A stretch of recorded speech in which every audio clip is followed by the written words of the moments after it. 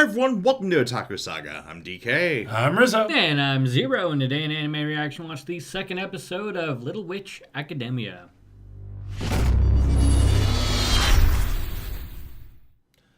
If you want to check out our reaction to the second episode of Little Witch Academia, hit that link in the description below. And be sure to give us feedback in the comment section, because we love hearing from you. And as always, if you like what you see, subscribe to Otaku Saga, and don't forget to like and share our videos. And thanks for watching. So, in this episode of Little Witch Academia, we get the first actual day of school, like actual day of classes. Yeah, and the sort of classism and snobbishness we got a taste of in episode 1 didn't really rear its head in episode 2. Much to my surprise, frankly. Well, it did in a different aspect, though. In a different aspect. The original like snobby type was more based off of, you know, it all being for witches. I mean, she's now part of it somehow, but Well, she's still lower on the she's on a lower rung of the ladder because she has no magical lineage whatsoever. Yeah, and I did say it during the reaction. It does kind of very vaguely remind me of the magic from the Fate series. Yeah. Where basically the longer your lineage, the more powerful you are because magic is worked on and then passed down. So somebody like Diana, who we're introduced to in this episode, With apparently a 1,500-year family history in magic. who reminds me of Luna Lovegood. Maybe in looks. In looks. She definitely reminds me more of like a female Draco Malfoy. no, not really.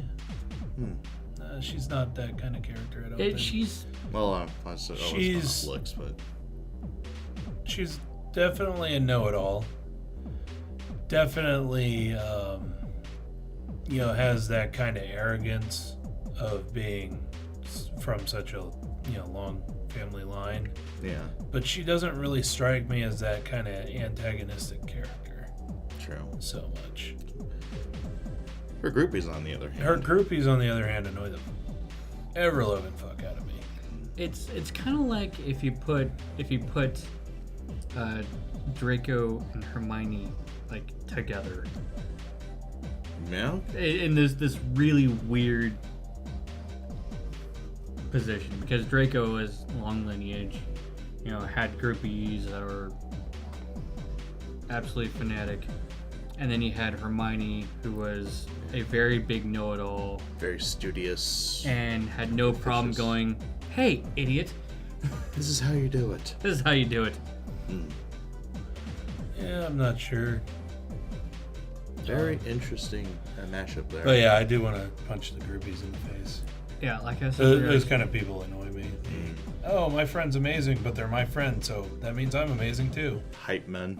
Yeah, pretty much. yeah, it's not Diana that I don't like; it's her groupies, Yeah. Yeah. which is a nice surprise. Yeah, kind of like late in the episode when they show up with the headmaster or the headmistress and the tree. main teacher. Or, oh, yeah. The headmistress, the main teacher, and then the teacher that's in charge of that teacher. When the groupies show up to the the tree of Jennifer? Jennifer Memorial Tree. Yeah, Jennifer Memorial Tree. When they show up after everything's been healed or whatever, and they're like, "Oh, it must have been Diana's magic's doing." Who else could it be? Well, I mean, they That's said what that, that and then Diana was like, "Oh no, It wait, was let me explain." And then the Tries principal's to- like, "Who else could it be?" And that should be him. And Diana's just like, you know what? Fuck it. I'm out. Yeah, Well, because the next words out of her mouth would be Akko, yeah. and by saying Akko would completely undermine everything that she's basically put into the school this year so far. Yeah, I mean, more or less. Well, everything to us says that she hates the Cherry character. It doesn't really strike me that she hates Chariot so much as Chariot's just not respected among the magical community. At least they And have so- that subset of it. Yeah, pretty much. And so she kind of treats Chariot more befitting of that social standing rather than a true hatred, I think. It's kind of like you get some Star Wars fans who will only talk about the original trilogy and they never even like mention the prequels because they don't like them that much. Or the next, or the even Or the sometimes the new ones. Yeah, sometimes people don't even want to talk about the new ones. But still, the same way, they don't. The respect's not there. They treat, you see how they treat it. Yeah, I think that's sort of how it works. I think the problem is like you said, Rizzo, magic is based off of time, research, development, stuff like that throughout generations. Diana's family has built up 1,500 years of research and development in magic.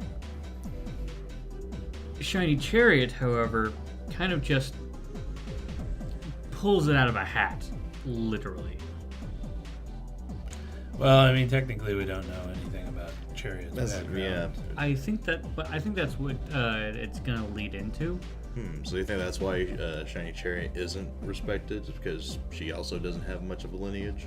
Yeah, it's more based Probably. off of the shiny rod, which is a item relic, magical item that grants. It grants miracles if you believe. Well, I guess if the circumstances are right. Or you say the right words. Recite the you cards. actually fucking try, unlike Akko. It is definitely a magical artifact befitting Trigger. They do definitely love to terminate her characters. Something that I wanted to point out was like the idea that she passed out a bunch of the cards, right? Yeah. Akko, right? Akko. Right. She passed out a bunch of the cards, and she made it very clear that she remembers every spell. Mm-hmm. She made it very clear that she's memorized everything about Shiny Chariot. Right. Down to, like, probably the movements of the magical transformation, because that's how... She's a fangirl. She's a fangirl. Yeah. She's a Shiny Chariot otaku. Yeah. She's an avid fangirl. So, wouldn't it be absolutely right for her to actually start off with a transformation?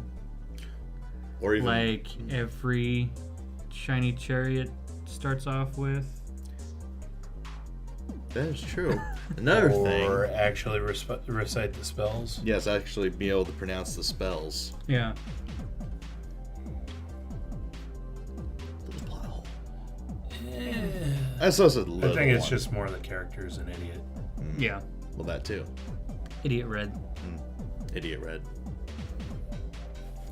I did like the glimpse of the normal everyday classes, which you don't actually usually get in this sort of series. Yeah, anything involving a school. Yeah. Yeah, it's just well, let's see here. Yeah, Akko dozing off. Well, I mean, it's kind of the whole group of classes that she has to take, and just driving in just how almost mundane they are. Yeah. Like the only one that looked any kind of interesting was the potions class. And basically it was a poison witch that was like Very stereotypical. But yeah, I do like how it kind of shows how how droll school day is. Because it is school after all. Yeah. I mean, the only thing really missing is, Alan Rickman as Professor Snape just going like this to Akko. Right. Doing that number again. But instead, we actually get a nice little, really funny gag with Susie putting some sort of potion that turns Akko's hair into a plant. that was hilarious. Yeah, and then I like how the plant's growing throughout the day, Right. and then finally gets plucked out by the statue That Diane animates. Yep. Which reminds me a lot of the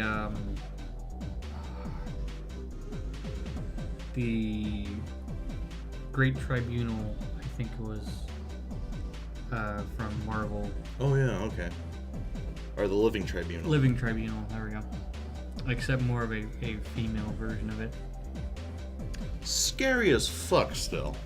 I'm actually reminded of the Necromonger statues from Riddick that blow up planets. Because they kind of have faces like that. Actually, the statues, I think they might be based off of actual religious, the Maiden Mother Crone. Way back in Druidics or... Kind of Druidic or Celtic lore? Yeah. Okay. Because I also saw a bunch of moons and stuff like that, and the... Well, and let's see here. I think it was the linguistics class or one of the later ones. We showed, what was it called? The Kabbalah? The sort of a tree of life. Yeah. And then it shows, regular pentagram as well. But yeah. So they're definitely bringing a lot of